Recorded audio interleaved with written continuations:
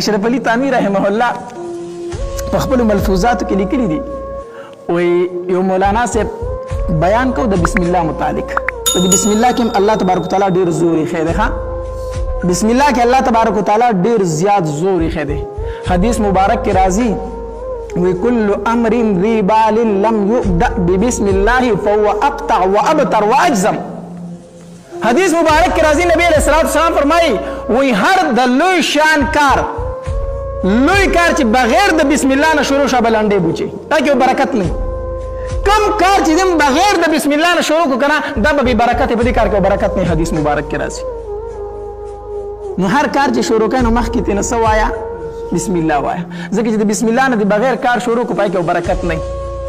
او بل یو وظیفه درته اوخه ما د بسم الله متعلق دا د سر د درد علاج دی د سر د درد څه شی دی علاج دی عمر رضی الله تعالی دور خلافت ته یو بادشاہ ورته خط راولېګو په خط کې ورته دا ولیکل وی امیر المؤمنین زما په سر باندې ډیر زیات درد دي سمېږي نه بعضې خلکو ته نیم سیرې وایي څوک ته څه وایي څوک ته څه وایي که نه درد پوي کله په یو طرف کله په بل طرف ښه کېږي نه په دوایو نه ښه کېږي نو هغه بادشاه ورته خط راولېږو عمر رضی الله تعالی ته په سر مې درد دی او ښه کېږي نه عمر رضی الله تعالی داسې یو چټ ولیکو پای کې داسې الفاظ یې ولیکل دا هغې بادشاه ته یې ولیږو وی دا په خپله ټوپۍ کې یا په پټکي کې یا غاړې ته واچوه څه چې وو خو دا استعمال کو په ټوپۍ کې کېده یا پټکي کې کېده بادشاه کېښودو د سر درد ښه شو د سر درد ښه شو بیا داسې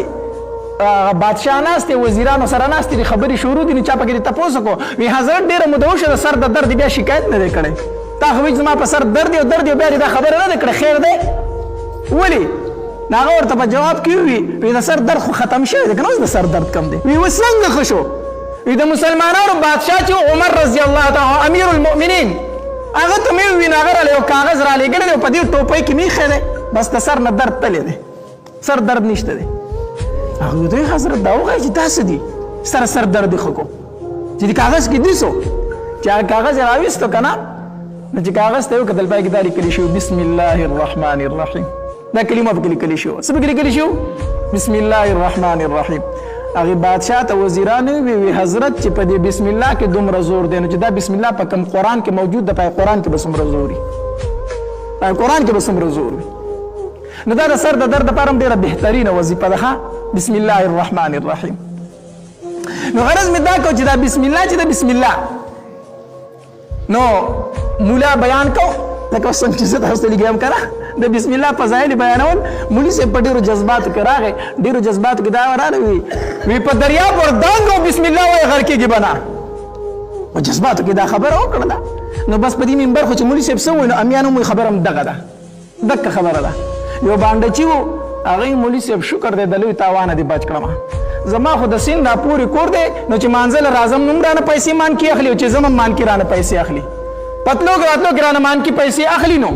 دا زه په مصیبت ګیر شویم دا ورته لویه وظیفه وښوله د تاوان نه دې بچ کړم بانډچي چې دریاب غاړې ده ورغلی د سیند غاړې ده بسم الله الرحمن الرحیم او په دریاب یې وردانګلې پورې وتی دی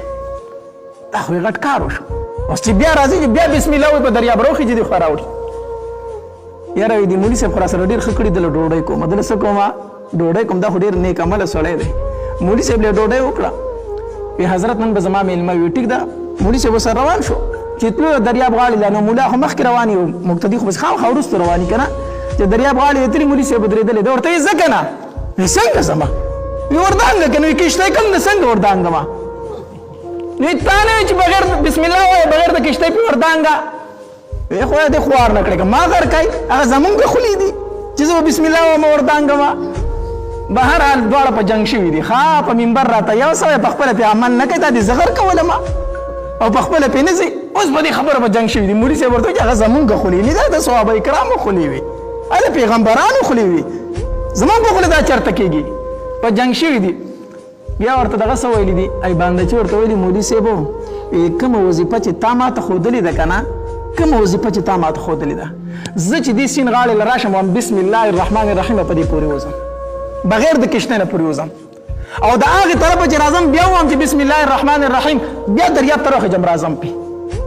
ما خو پې کامل یقین نه کړی و کیدای شي ستا په یقین کې صحیح کمزوري ته ځکه یېرېږي نو غرض مې دا کو چې ګوره دا څه غواړي یقین غواړي هر الفاظ څه غواړي د زړه یقین غواړي یقین غواړي تېره ورځ کې ماته یو مولي صاحب تاسو ته پته ده زه کله کله ما له دم درولم څوک راشي که نه نو زه پرې څه وامه زما سره جدا څه دي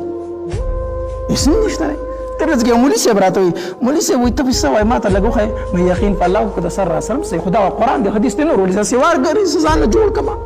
آخري صورتونه دي ما د خلکو مولي صاحب زموږ سره به ځي زموږ سره مریض راته ډېر خراب دی زه ورته ما لکه آخري 3 صورتونه پرې ووایي جوړ به شي نه مولي صاحب ولې زه به پرې هم دغه وام که نه زه به پرې څه وامه خو چې مونږ وایي زه چې وامه قسم په الله زما دا یقین وم زما د خولې نه وتلی او د رغېدل یو دي دا رغېدل یقین خبره ده هېڅ هم نشته دا ټول دمونه په قرآن کې موجود دي حدیث کې موجود دي سواګري څه شی نشته دی چې سواګري څه دي